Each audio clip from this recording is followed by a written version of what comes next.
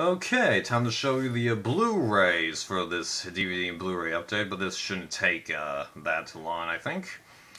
I mainly picked this first one up because it was cheap. I got The Day After Tomorrow. And I hadn't seen this movie for quite a few years, so it was nice to see it again and appreciate the story arcs that don't relate to the actual disaster in here, although they aren't really that compelling, unlike Independence Day, even though if you really want to stress the point, there's about the same level of development between these two, I think. But yeah, it was nice to see it again. It's, good background noise to put up if you're doing something else, like I do with Larry Crown over and over again. And if you're wondering if do I prefer this over 2012, I think yes, honestly. Now this next one's going to require an explanation, so I'm just going to show it. I got Never Say Never Again. Now I know what you're thinking. That's not what it says right here. Well, that's because this is the Italian import of this Blu-ray, because if you go on Amazon and eBay, you'll realize that the DVD and Blu-ray for this is out of print, but Amazon has this thing where, if you click on one edition of the movie, there's usually a little drop-down thing on the page of that item that shows you every single version of the item that, Amazon has. So I was clicking through those editions randomly, I don't know why, and then I saw this Italian bit, and then I decided to look at the back, I don't know why again, and then I realized it has English audio and English subtitles. Yes, I had to run Google Translate, and it also had all the same extras. So that meant the only caveat would be, is this, disc only works on a Region B. Well, it turns out it's actually a Region 3 disc, because when I purchased this, it hadn't even occurred to me that this disc might not play on US players. Well, the seller that I bought it from apparently is actually US based, but ships out Italian imports of stuff, and they included a sticker on the shrink wrap that says, "This plays on US players," and even when I put it in, the menu automatically was in English. So I got this for $16, and I'm pretty sure that the Blu-ray, the American version, goes for $80. Nice. So for a pretty nice steal, I was able to get the one James Bond movie that I was lacking, that I plan on getting. I don't have the 1960s Casino Royale spoof, with Woody Allen, Peter Sellers, David Niven, but I'm not going to get that, because that movie, oh my god, that was awful. But yeah, now I've got the James Bond collection completely up to date for the time being, although, according to Zaran Isaac, apparently you'd still have to pick up a couple of other DVDs and Blu-rays to fully get all the extras. Just search through his videos, he'll explain. This next one gets me one step closer to completing this franchise in my collection. I got XMen Apocalypse, and yes, when I got it, it did have the gray case with the X symbol here, but let me show you something. Ignoring the fact that this is an eco case, okay? In the gray case that this originally came in, you couldn't see the artwork that's on the inside of this sleeve. So between it, throwing off the look of my collection and not being able to see the artwork, I'm like, okay, I'm going to switch them, because I had a bunch of these cases lying around here, and that's what I decided to do. Because, yeah, I don't like it when they make typically shaped Blu-ray cases a different color. Keep them blue, Now, I've got no problem with steelbooks, digibooks, or box sets. That's different. But if it's the actual, cases, keep them blue. Yeah. Another one that gets me one step closer to having all of this franchise in Blu-ray, I got Alien Covenant. I've actually never heard it spoken out loud before. So yeah, I haven't watched this yet, but I've enjoyed the vast majority of the Alien and Predator movies, although I really need to rewatch them because I haven't watched any of those since like 2012, I think, with the exception of Predator 1 and Predators, yeah. So I'm hoping that this will be a nice addition, and yes, I do know that Predator 1 got a 4K re-release, but it actually doesn't help me because the Blu-ray that's included in that set is actually just the Ultimate Hunter edition with different disc art. So the only way to watch the new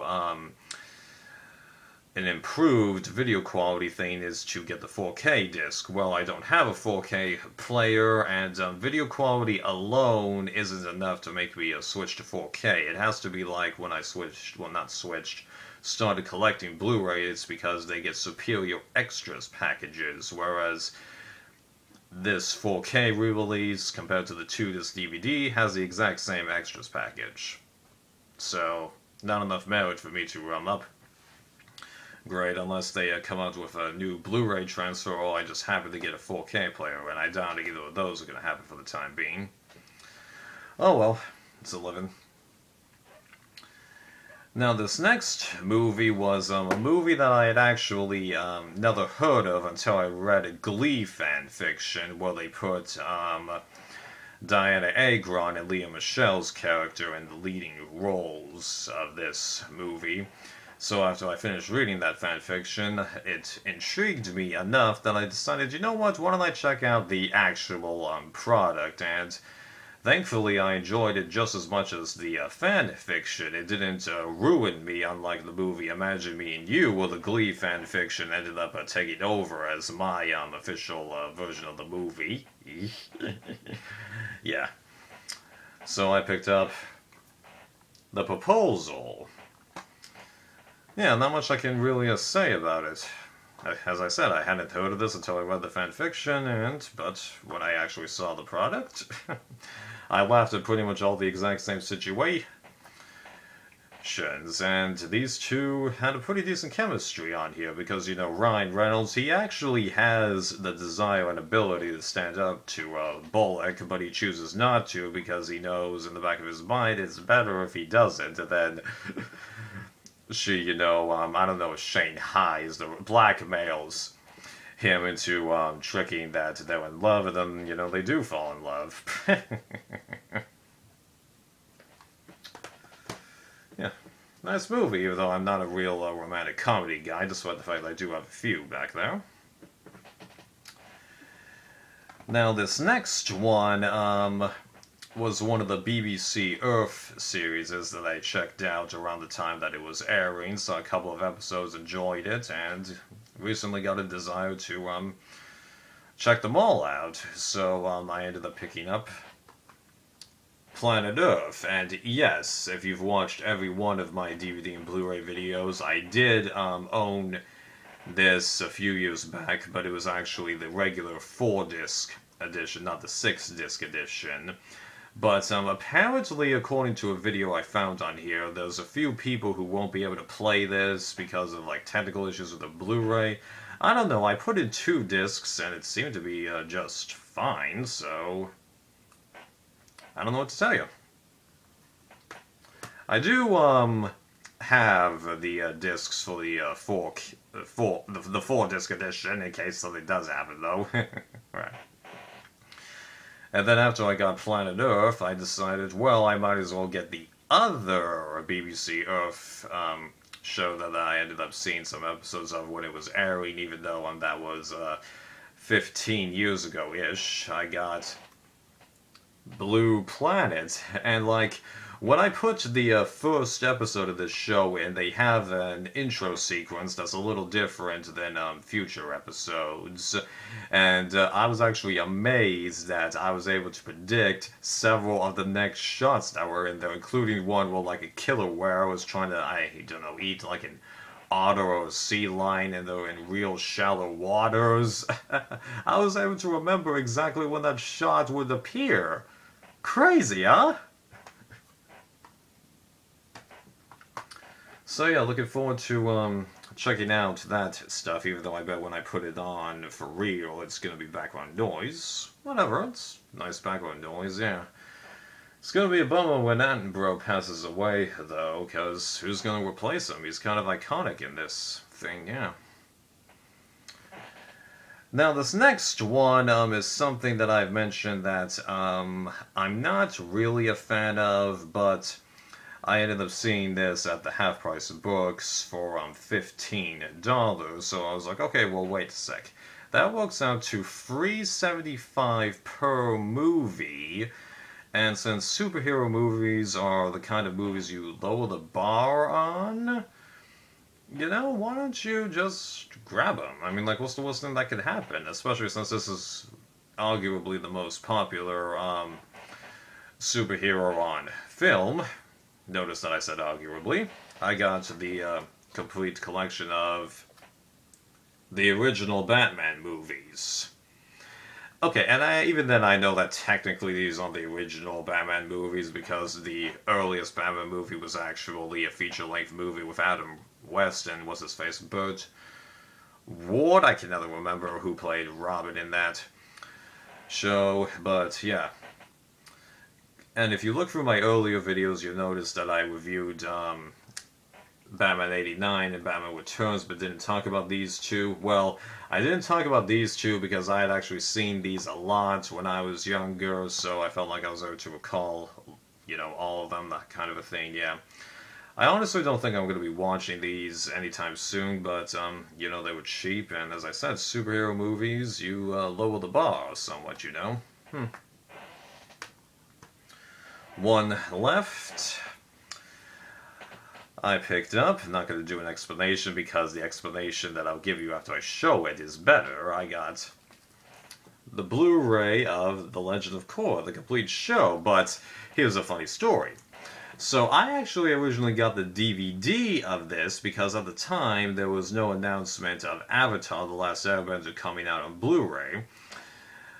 And I mainly picked that up also because I didn't think there was any difference in extras. Well, it turns out there was, because on the DVD, you get a commentary for like 1 out of every 4 episodes. This, you get a commentary for every single one of them.